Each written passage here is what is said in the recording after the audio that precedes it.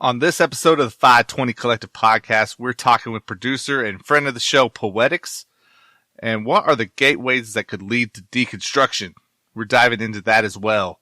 Let's go. Hey, yo, message heavy, dope prime show, they not ready, race against the time like four wheels and hands ready, keep it steady, beat it hard and they barely give them ears to hear the truth in the light, dope confetti, yeah, message heavy, dope prime show, they not ready, race against the time like four wheels and hands ready, keep it steady, beat it hard and they barely give them ears to hear the truth in the light, dope confetti, just a flip of the watch, it's game time, flip of the watch, it's game time, vibes, just a flip of the watch, it's game time. 520, flip of the watch, it's game time. Just a flip of the watch, it's game time. 20, flip of the watch, it's game time. 5 to the flip of the watch, it's game time. 520, flip of the watch, it's game time. 520. 520 Collective. Listen every day or get robbed. I'm kidding. What's good? Welcome to the 520 Collective Podcast, where music meets ministry and the indie artist takes center stage. This episode is being sponsored by the song Stewardship from the artist Abraham. It is a look into what Abraham has been able to accomplish by stewarding the resources God has given to him. It is an encouragement to all to aspire to live quietly, mind your own affairs, and work with your hands as we are instructed. Check out Stewardship now on digital music retailers. Guys, you know what's up. My name is Eric Boston. You can hit me on Twitter at EricBoston3. I'm joined by my dude, Zero for Hire. What's good, man? What's good? What's good, man? I'm going to have to check out that Stewardship track. I like the way that sounds. It's just that description sounds good. Yeah, dude. No, it's a good track. It's out now again, Abraham. Definitely go check it out. If you've already listened to it, guys, hit us up on Twitter and let us know what you think of the track. For sure. Shout out to Abraham for sponsoring this episode of the podcast. And man, Zero, dude, I've also got another shout out that I want to send, and that is to FeedSpot. They recently released their best 20 Christian hip hop podcasts of 2022 list, and man, they placed us at number 3 on that list. So big shout out to FeedSpot, man, for supporting. Yeah. Okay. So that's what's up. That's what I'm saying, man. That's what I'm saying. So, man, tell the people, dude, where they follow you.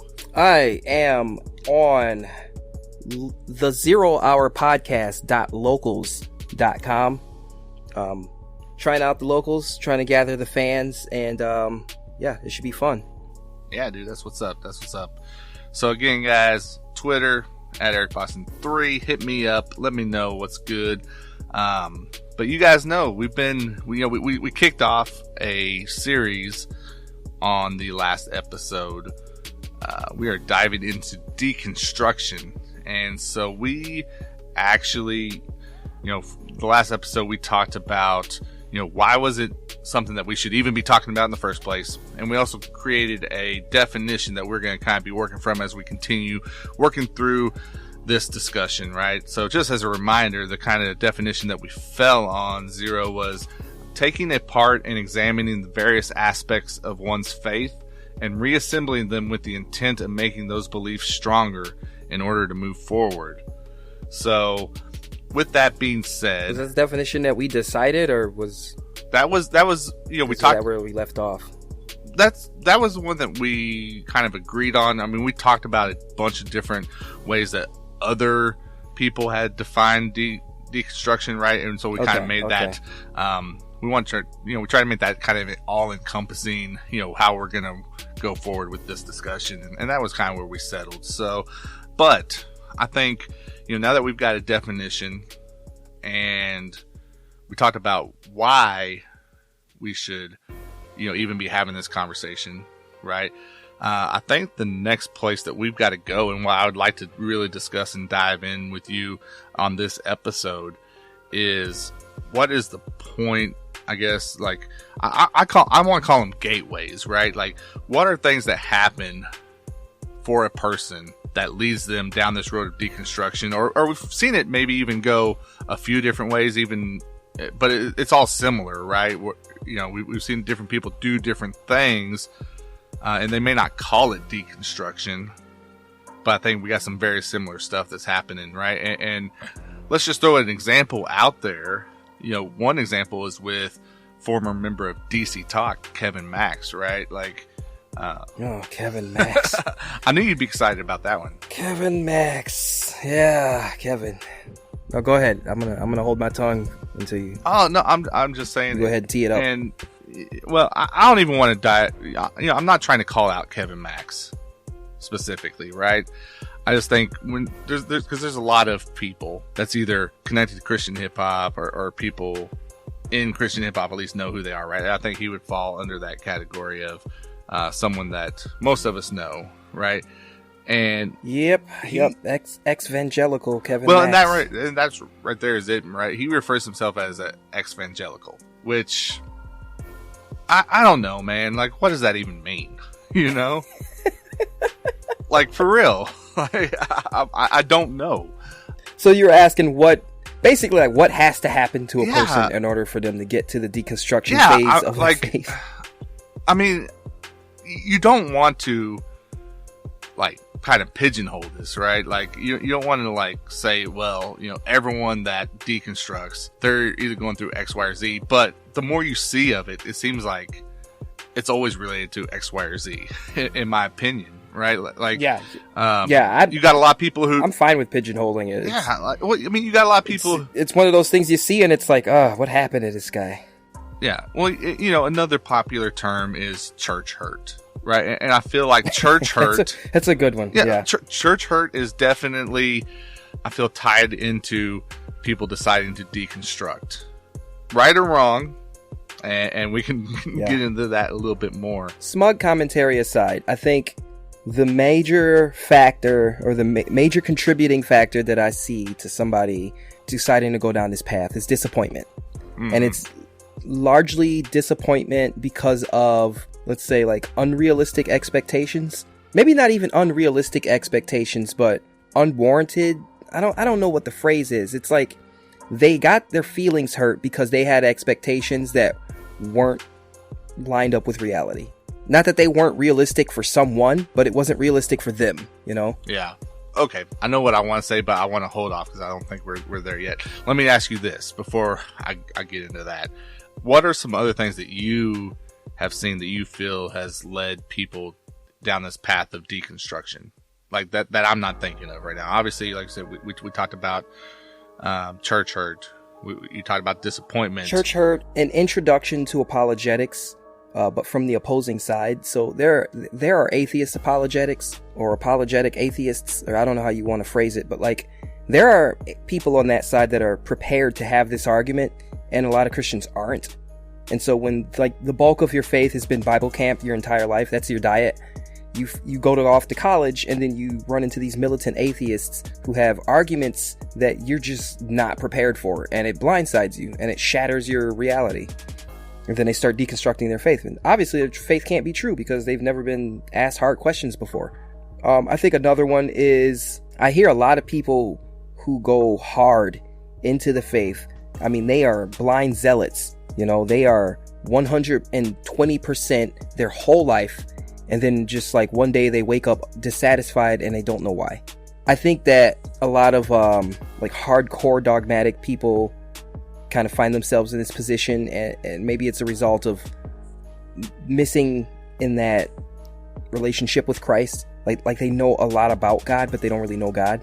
And then the last thing I would think of is something that I've been, I feel like I've been praying about, and God's been talking to me about this last couple weeks, is I don't know how to explain it. I spent a good 10-15 years studying theology, learning the Bible, answering, pursuing these hard questions, and a good about 10-11 years.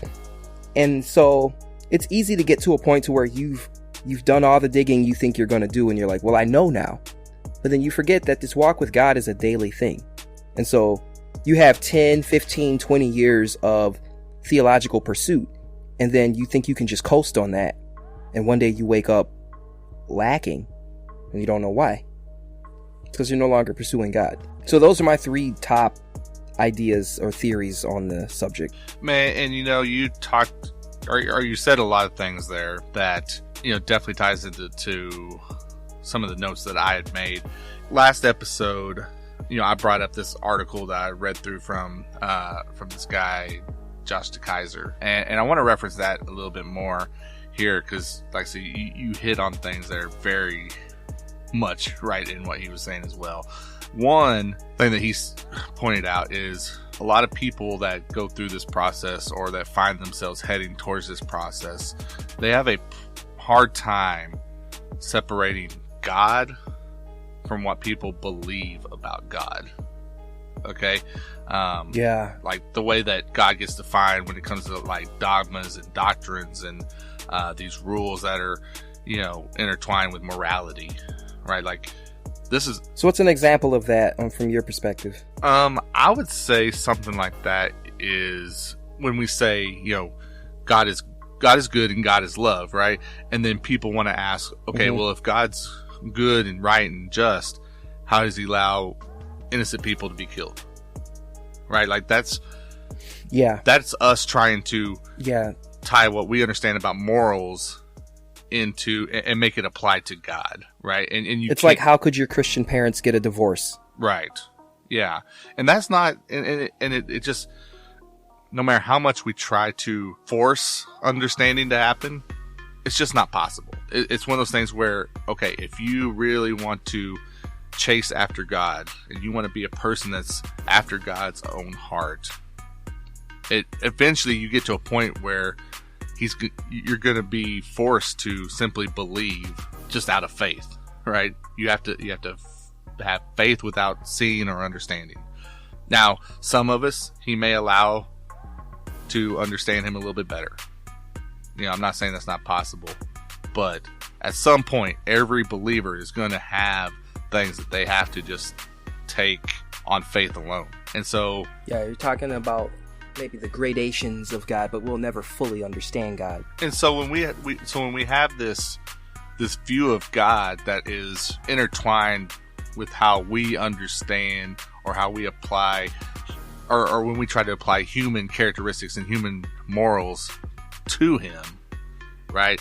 I think, and again, this is something that is said, is that many people who do end up going down this road of deconstruction, that's why they end up simply letting go of God in the process.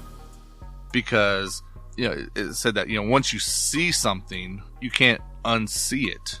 And so if that is your view of God, if you don't have this view of, okay, I'm not going to understand, but God is omnipotent, if that's not your complete outlook and you're seeing these other things that do have flaws in them, it's hard to not see that at all. And if it's hard to not see it, it's easy to let it go and leave it behind because it doesn't line up with with your expectations.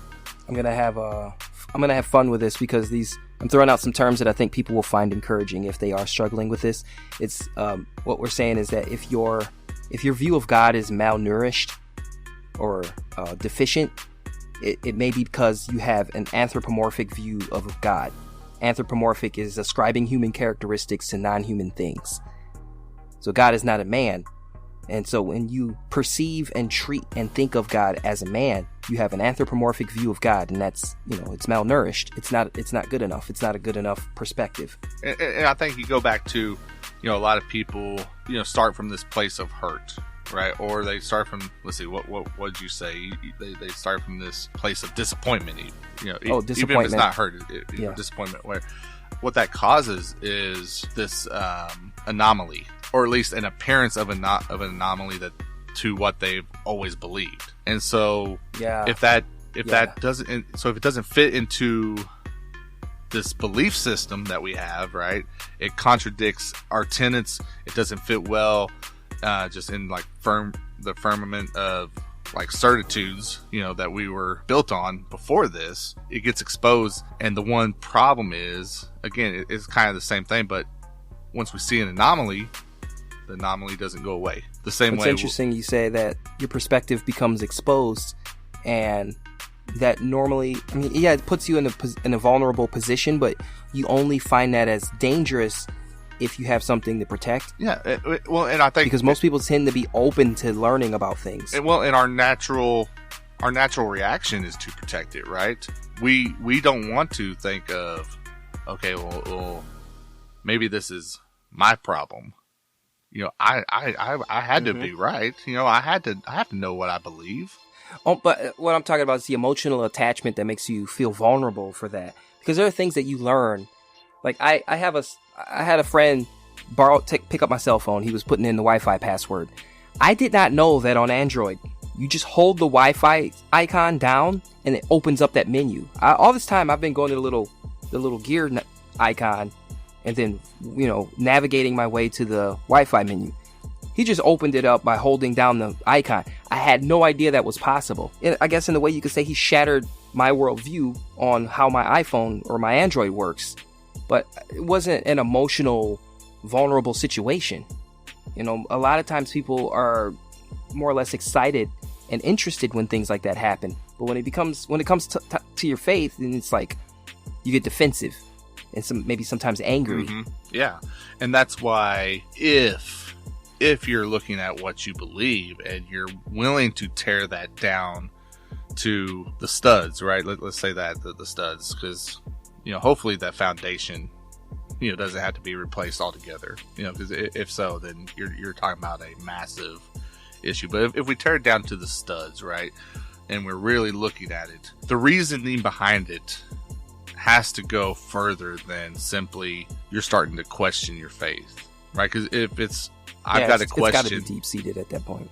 Yeah, if I'm starting to question and doubt, and my next step is, okay, let me chase, because essentially a lot of times we end up chasing that doubt, right? As if it's the prize.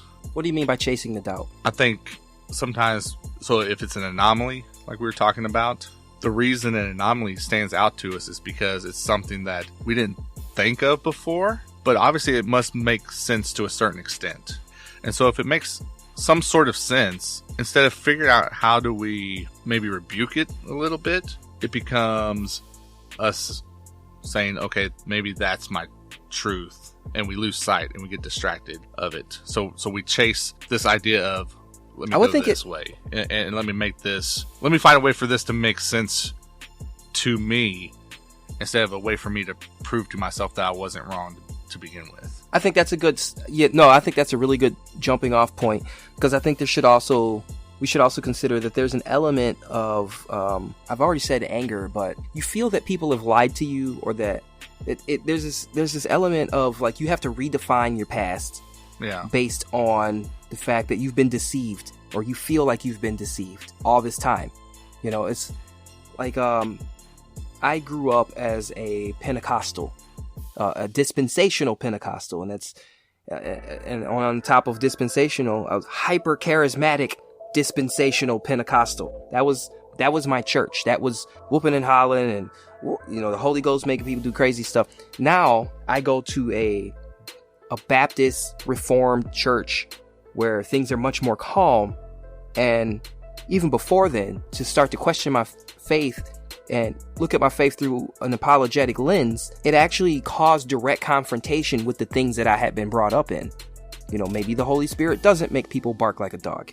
Maybe that's actually a bad thing. I think it has to come with this element of confrontation that people are very uncomfortable with. Yeah, and I think that's where we get into, we kind of talked about it on the last episode. Is it possible for deconstruction to be considered a good thing? For a lot of these, the reasoning is in such a way where, I don't know, it's definitely easy to have those reservations, right? That we were talking about last time, where it's like, I don't know if I can say that it's good. It's a good thing, right? However, let's try to flip it around for a second here. So we've talked about these different ways or these different things we've seen, right? Or these different reasonings we've heard from people on why they decided to deconstruct their faith. How many times have we heard someone say, I deconstructed my faith for the purpose of it being made stronger? And so that's why it's like, okay, if you're starting from a place of hurt or disappointment or confusion, right? I think we can put confusion into this, right? Because, I mean, let's be honest, what's one of the greatest tricks that Satan likes to use. He likes to try to confuse people, to make them doubt what they've always accepted as truth. If you got hurt, if you got disappointment, if you got confusion, and you say, now's the time for me to peel back the layers and really look closely at why I believe what I believe. I don't know, man. You're playing on dangerous ground right there, I think. That reminds me of the really sleazy guy at the party that's like, maybe you, like, your girlfriend's mad at you and he's like, maybe you guys just need to see other people for a while. Like, that doesn't work out and doesn't make the relationship better. Like, he's not suggesting that because he has your best intentions in mind. Being in these vulnerable states can lead to a lot of different outcomes. Like we said, it may not always be labeled deconstruction, but I think there's a lot of different paths people take that are very close to the deconstruction path, right? That's where you get some of these terms where you're like, what?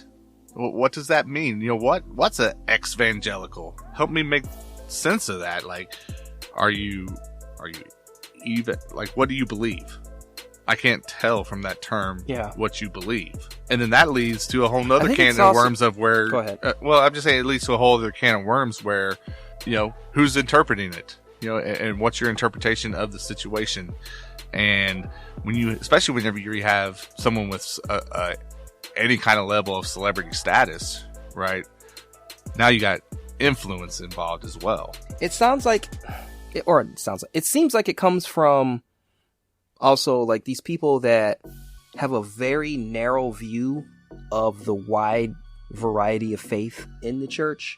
You know, like, the reason I get along with Calvinists is because I can make fun of Calvinists because I know what they believe. And, you know, that's one of the fun things about me and my pastor is that, like, he knows my background, so he can make fun of me based on that background. Like, we're aware of the different varieties of faith within the Christian church, where there seems like there are just some people who, like, they know that there is Catholics and Lutherans, but they don't know what they believe.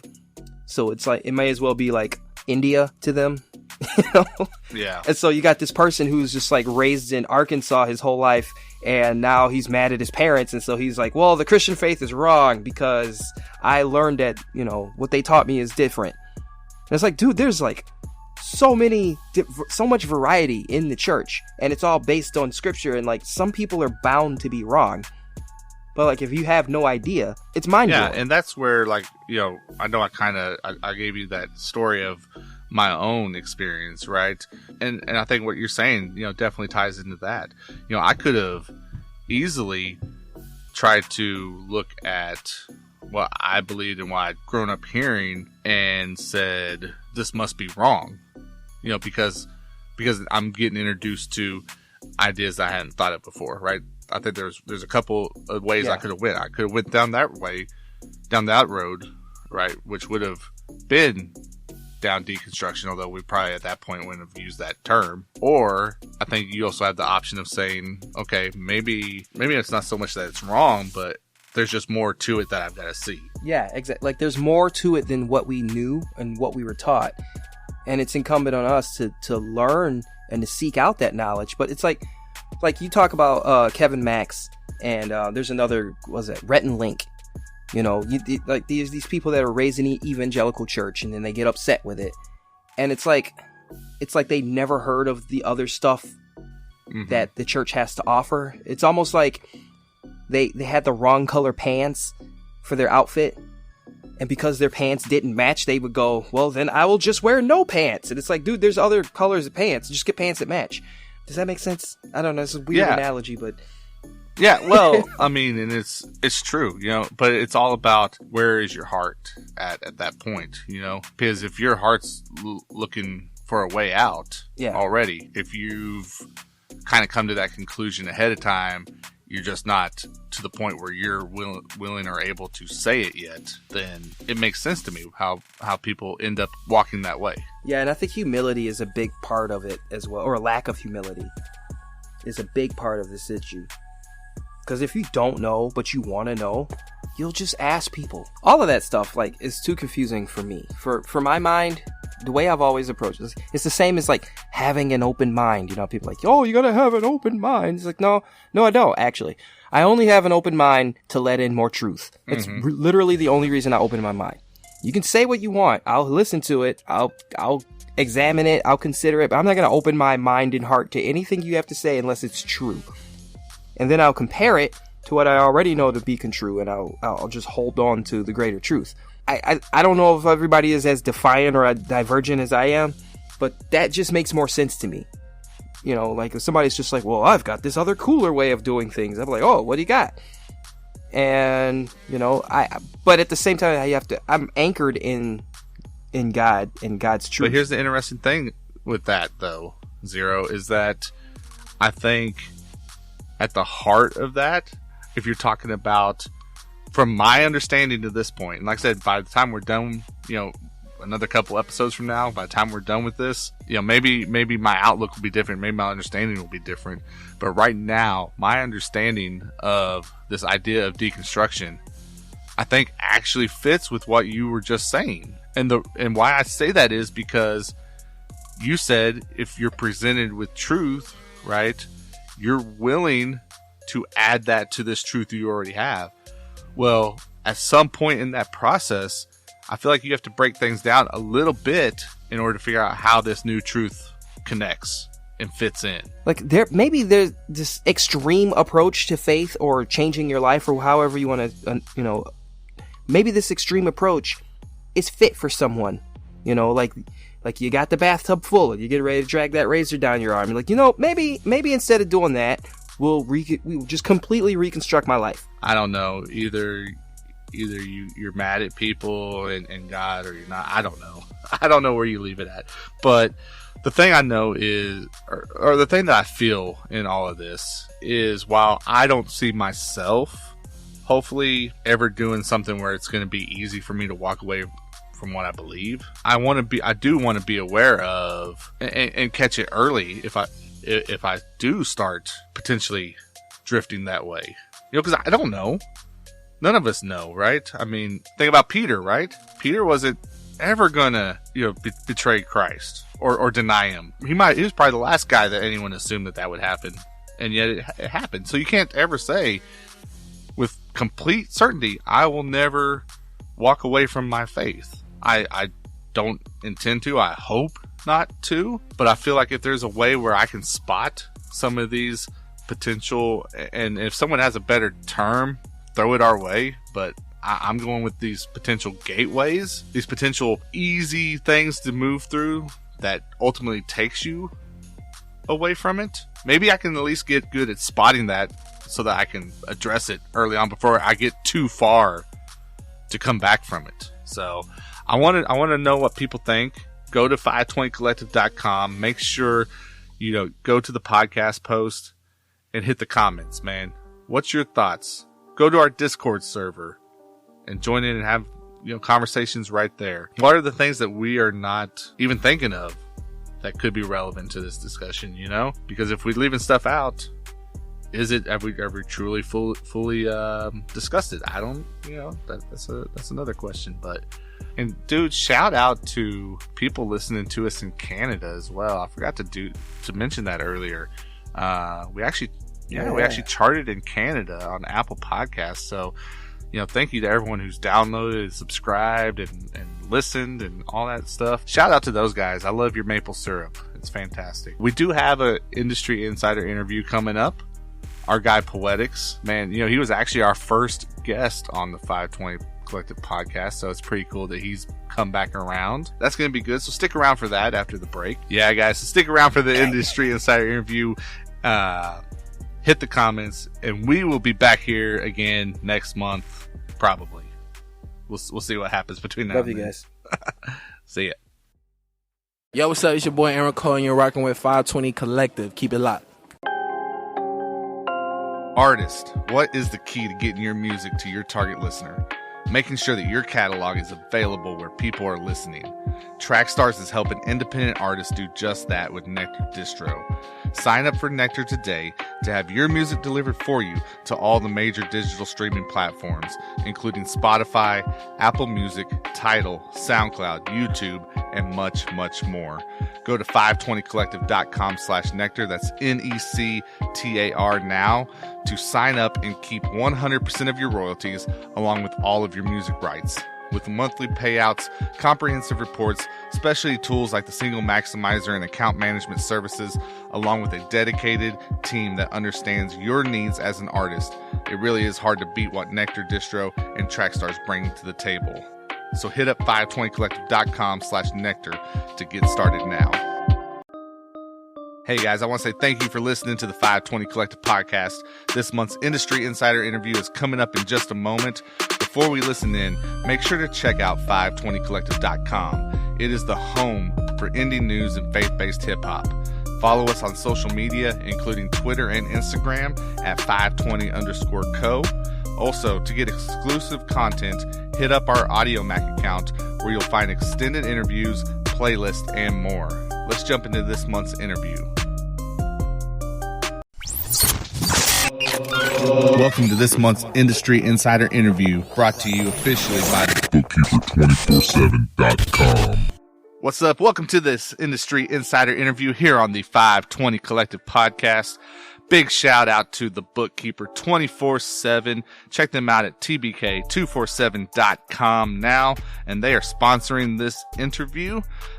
You know what it is, guys. Daryl and the team doing a lot of things over there at the Bookkeeper 24/7 for the culture and for guys. So go and support them and check out everything at tbk247.com. Joining me right now on the 520 Collective phone line is my dude. You know what it is, producer extraordinaire. Man, we're just gonna get into it, man, because they should know, and if they don't know, they better learn about it. He's bringing the drums in. What's up, Poetics? What's up, bro? I'm always cracking up when people do intros, and they're like, super producer extraordinaire. And I'm just like, man. Man, you know what's up, though. You know what's up, man. Like, you've been working, man, and you can't deny, you know, what you've been able to accomplish. You know, you and I were talking about how you were actually on the very first episode of our podcast, you know, and we've always got love for you for supporting us, you know, right out the gate, man. And to see what you've been able to do, you know, because that's 3 years ago now. It's crazy.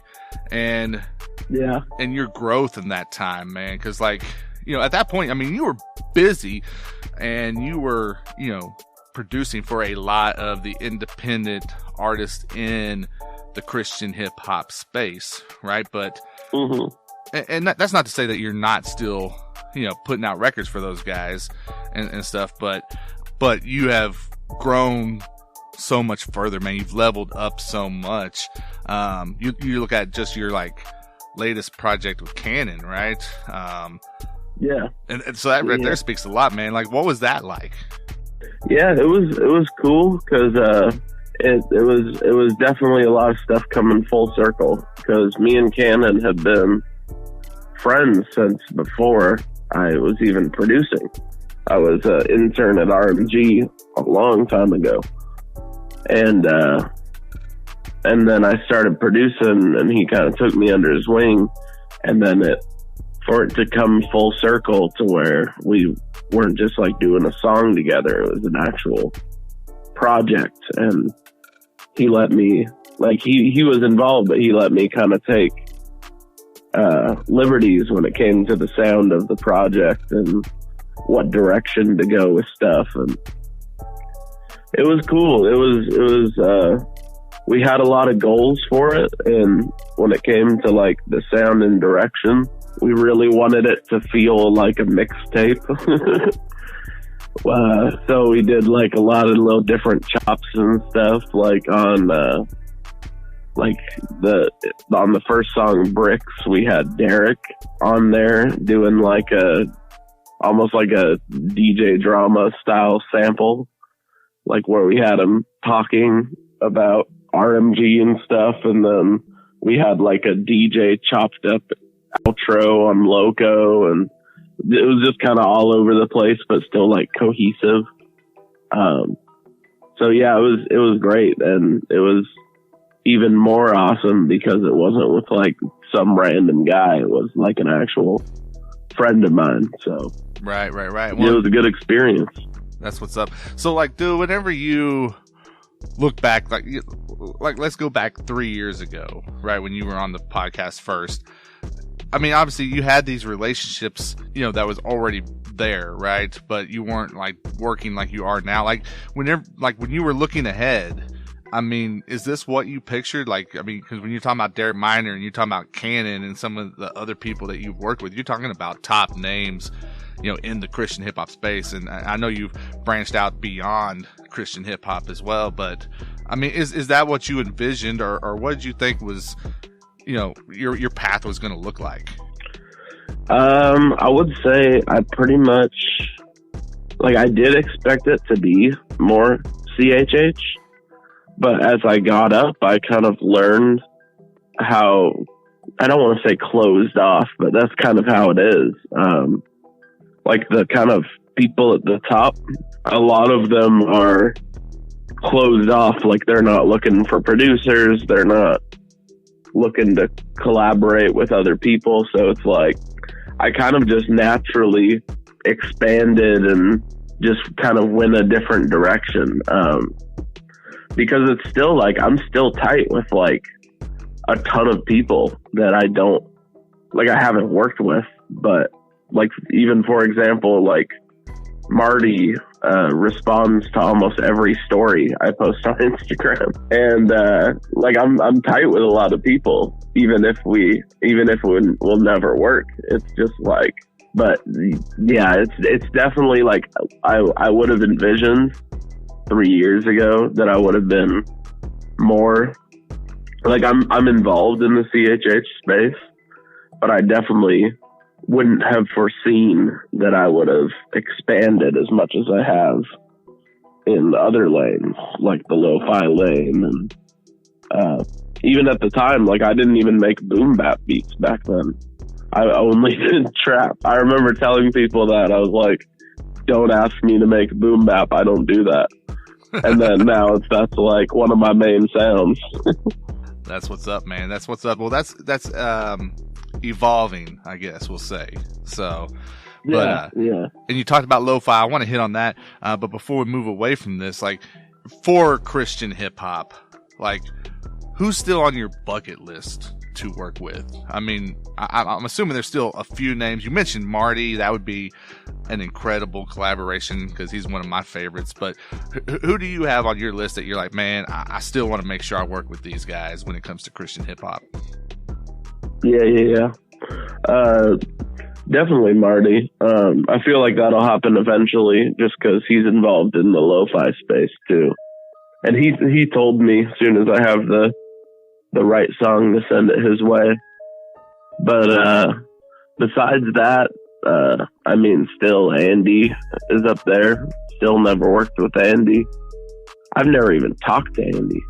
He's definitely up near the top of the list. I don't really know if there's anyone else. Tadashi. I've always liked Tadashi. But yeah, I don't really think about it too much just because I'm like, I definitely try to never force anything in the music industry. Just because once you start forcing, that's when you start getting the bad outcomes. Like I would never, like if you're trying to force a song with an artist, that's usually when you get a song that doesn't turn out very well, or it doesn't feel natural. Like you get that verse that they didn't really give their all and they weren't really feeling the song, and you can kind of tell. When did you know that you had got to a point, like was there something that you saw or that someone told you to kind of just expect, where maybe that switch happens a little bit, where it's like, okay, now I'm in a place where the financial part of it is important. Like how does an upcoming producer kind of know when they've hit that point?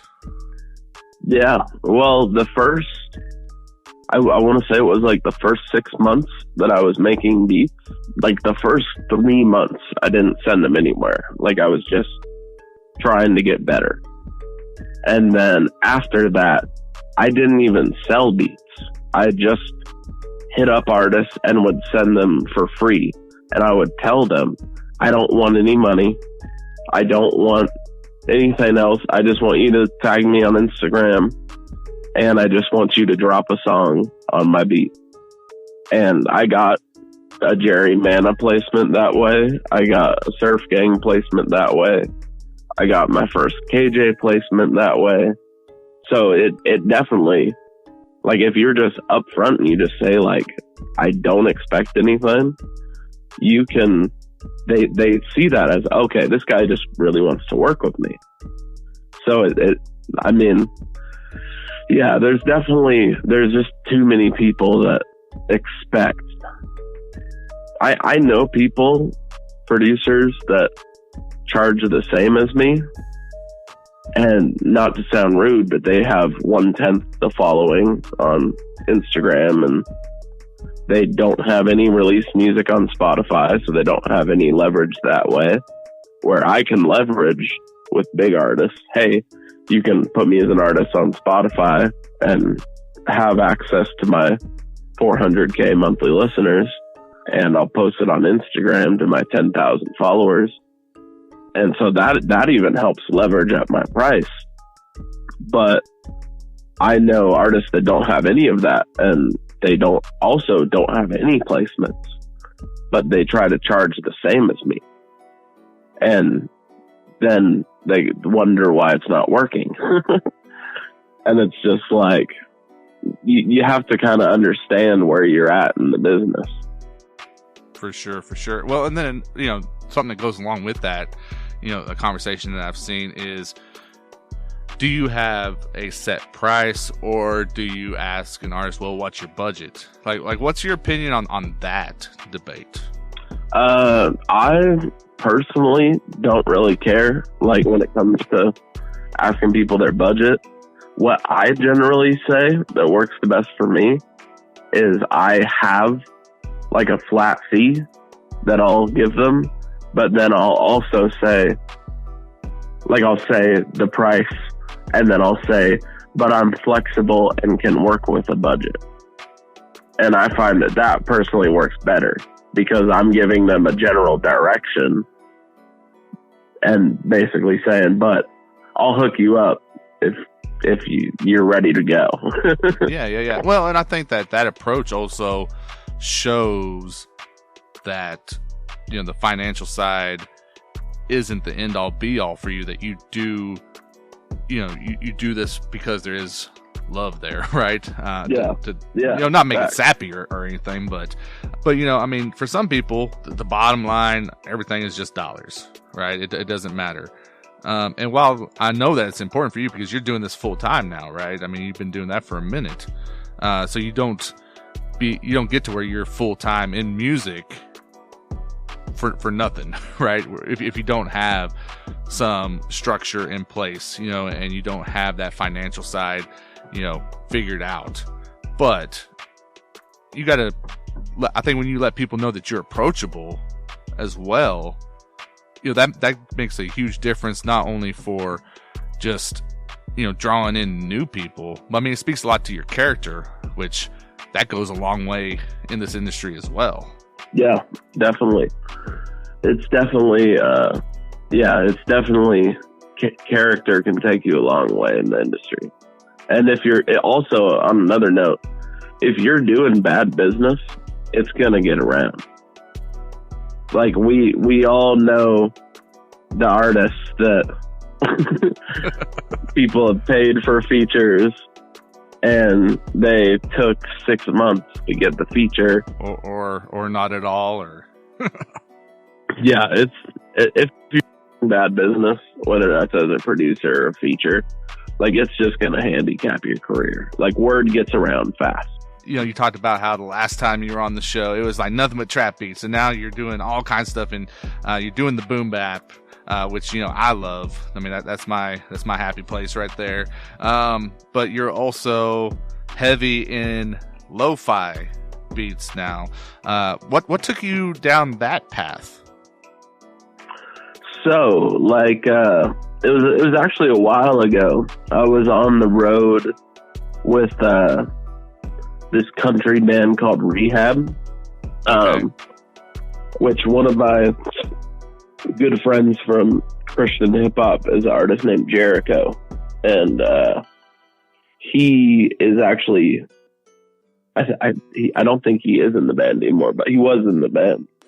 So he took me on the road to like help engineer some sessions with them on the road for making some new music. And also I was doing merch and a few other things. So I was on the road with them, and I was just listening to lo-fi music in my free time just to unwind and chill on the bus. And I just loved it. And I got to the point where at the time I was working on a producer album, and I was just getting so frustrated with artists because they all had these weird expectations that I was just getting tired of. Like I would pay an artist for a feature or something, or they would hook me up with a feature, but then they didn't want to be on a song with this guy. Or like they would want to be on the song, but they would want a percentage of splits. But then another artist would hop the song, and that artist didn't want a percentage of splits. And it would just get so confusing. And people were weird about, like, is this going to be put out as a single, or is this going to be on the project? Because I only want to do it if you're going to actually push it as a single. And it just got super weird and complicated. And I eventually just dropped it because I was like, I don't even want to release with artists anymore. So I got to the point where I was just like, basically like, screw it. I'm just going to try to release lo-fi beats and see how it does. And I'll just focus on selling beats to other artists in the meantime. Because, I mean, I wasn't doing, I think I had like 20K monthly listeners, which is good, but it's like not crazy, Yeah. Like it's enough to be getting like a $30 check from Mr. Kid. But so then I did that, and I put out like some lo-fi stuff, and I got some dope connections. Like nothing really blew up. Like I had a song that got like 200K at the time, but that was also from me working it really hard. Like I was building with a lot of YouTube channels at the time, and SoundCloud pages, and DMing massive amounts of playlisters. Because one thing I always encourage people to do is when you release a song, go on Spotify and then search that style of music in Spotify, then go to the playlist tab and just find every playlist you can that has an email to contact or an Instagram to contact, and just hit them all up. That'll get you placements, like playlist placements, because there's a lot of independent curators that are looking for music, and they also want to actually connect with artists. They don't want to just search for the music themselves. It's usually a fan of music. They're not usually other artists. Right. I was just doing that for a long time, and then I kind of got back into releasing with people, and then from that I started doing more like the boom bap stuff just because it made more sense, and I was really enjoying just making chiller music. And then what actually happened was, I'm trying to think of when it was like July or August. I think it was August. I was releasing the lo-fi song Oblivion. I didn't have any time or money to put into any promotion or ads or anything. So I just released it, and I had like a legit like God moment with it, where I was like, I'm not gonna push anything. I'm just gonna let him take over, and what happens happens. And then the song released, and right at midnight when it released, it hit the 2 biggest lo-fi playlists on Spotify, and it did like 40K first day or something. And it was just like, ever since then, I just kept releasing lo-fi beats, and they all got editorials. So yeah, it was definitely like a big moment for me. To where eventually I'm going to get a tattoo of the song. Yeah, man. But yeah, it's crazy. And that's the thing, man. Like, the people who get to the places that you've gotten to so far in your career are the ones who are doing these things and not putting it out there, you know, with a spotlight on it. Yeah. Right? I mean, yeah. Like you said, humble, right? Just go about your business, walk the path that God sets you on, and let him bless you for it, right? For that obedience. So at the end of the day, I'm like, no matter what anyone will say in like my DMs or something, like, I know that I'm living in my purpose. That's what I say, is I'm like, I know where I'm supposed to be. So 100%. Basically no one can tell me any different. 100%. Once again, guys, on the phone line with me, it is Poetics. Man, I know we're kind of getting up close time-wise here, so I want to be respectful, but I want to make sure we talk about sync licensing for a minute. I know that's something that you've gotten involved with. You know, correct me if I'm wrong, but you know, I know you're working with Canon and with Derek Minor on a lot of that stuff, right? Yeah. So just talk about that for a minute. Like, how does sync come into play for producers? Like, I mean, that's a whole nother bag you can go after, right? Yeah. There's different websites. I mean, I can't think of the names off top, but you can just Google them.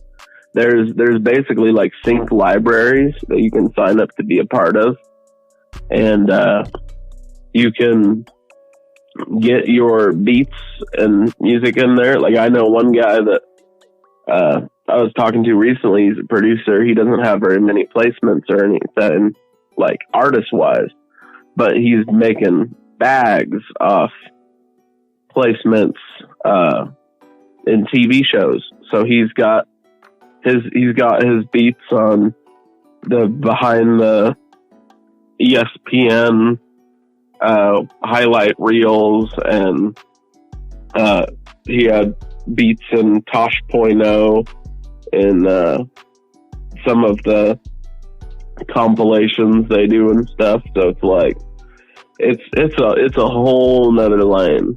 Yeah, it's definitely, if you're not in on it yet, just Google sync website and just find a way to get in 2 or 3 of those, and you'll get stuff that looks crazy for your resume.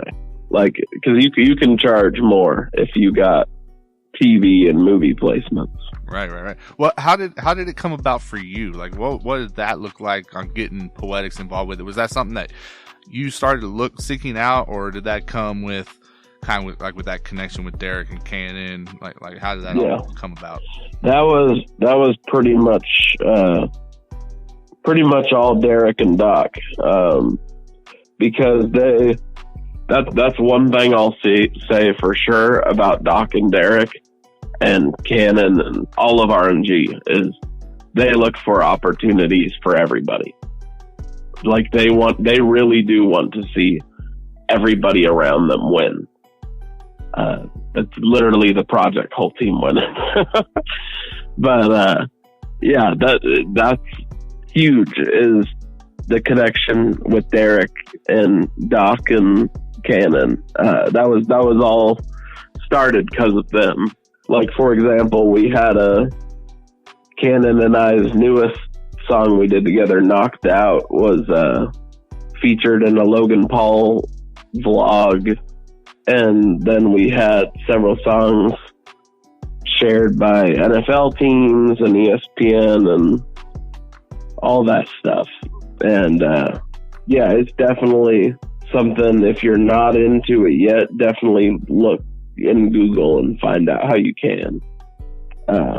I personally don't really handle it myself, but gotcha. So I can't say much about it. Yeah, for sure. But like, so okay, whenever you're going in and you know that, hey, what we're about to work on is meant for sync licensing, right? Do you have to approach that different as a producer? Do you look at it any different? Oh, definitely. So what's different for you? It's definitely, it comes down to not what I like, because I will say there's several beats I made for syncs that I can't stand the beats, but I know it's what they want. So it's like when I'm doing something for a sync, I'm trying to remember the name of the song. There was a song I did. I actually rapped on the song too, but it was me, Derek, and Cannon. Oh yeah. And it was called Run Baby Run. It was a while ago, but that was specifically for syncs. And I could not stand that beat. But I knew the beat would work because it had the synth like line that sounded like it could be featured on NFL. And yeah, so you definitely got to put aside what you like to, but I mean, that's true for music in general too. Like I don't like country music personally, but I work with country artists, and when I do that, I have to make beats that I don't necessarily like. Right. Because I'm working with them and I'm supporting their vision. So if you were throwing out a just kind of a best practice tip here for producers that are thinking about getting into sync, like what's that best practice look like for you, like as far as like the approach that they should be thinking about for making beats? Because I mean, it sounds like there is, you know, kind of a couple of specific things that they're going to be looking for. Yeah. If you're trying to do like if you're trying to get into the sync game, there's definitely like a level of working with synths and brass and all that to, if you're trying to get like the sports lane. But then there's also like the movie lane, like working songs for those kind of placements. So for example, when I was working with Derek on some stuff, it was all about like every song had to have like a scene. So you had to be like, okay, this is the scene. Like this type of song would fit the scene where the superhero in the movie has to choose between saving the girlfriend or saving the city. Or this is the scene where the drug addict in the movie is really hitting his rock bottom and has to drop everything and start over. So it's like it can't just be like, you can't just make a song called 100 and make like just the generic trap thing. But there's also like, if you're trying to get syncs and you're in the CHH lane, like you have to make it relatable for someone outside of CHH too. Yeah. Because if it's going to make it in a movie, it can't be like, you can't call it like Job or something, or like Jonah.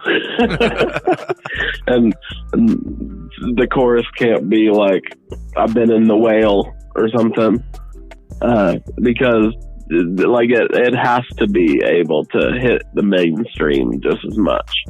And you can do that without setting aside your beliefs, you know? There you go. And where do people follow and support, man? Yeah, man. Prod by Poetics on everything. Hit me up.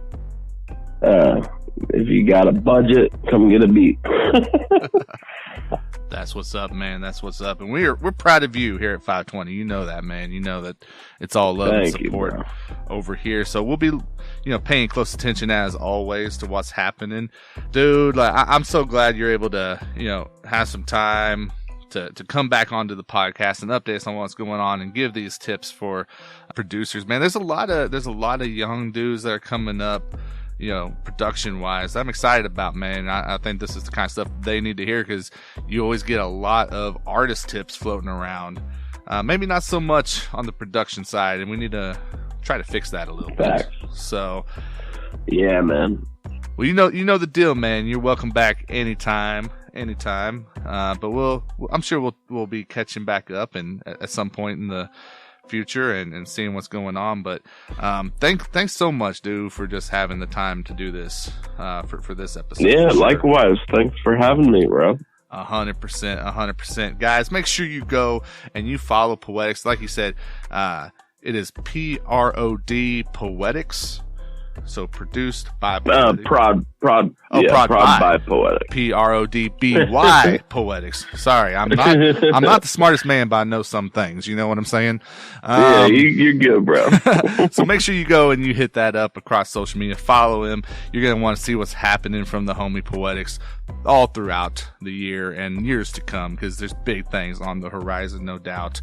And again, shout out to the sponsor for this interview, the Bookkeeper 24/7. Check him out, btk247.com, as well as the rest of our episode sponsors. And we will catch you guys on the next podcast. All right, we're so glad that you tuned in for this episode of the 520 Collective Podcast. In fact, we don't want it to end here. Make sure to join our server on Discord and be part of the growing community that's centered around faith-based hip-hop. Let us know your thoughts about the topics covered in this episode and tap into a variety of live events. Go to 520collective.com/Discord now to join.